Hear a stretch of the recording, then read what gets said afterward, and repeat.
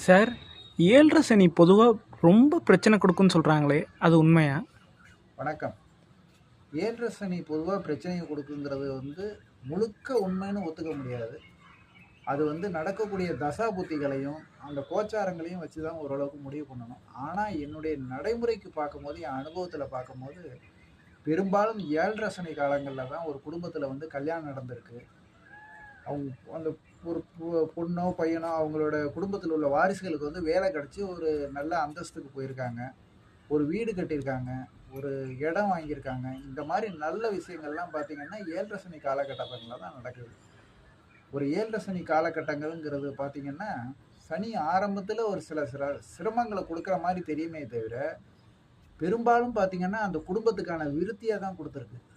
ஆனா, நம்ப என்ன விஷயத்த பெருசா எடுத்துக்கிறோம்னு கேட்டீங்கன்னா, அந்த சின்ன சிரமங்கள தான் நம்ப பெருசா பேசிட்டு இருக்கோமே தவிர, அது 7:30 சனியால நடக்கின்ற நன்மைகள நம்ம மறந்துடுறோம்.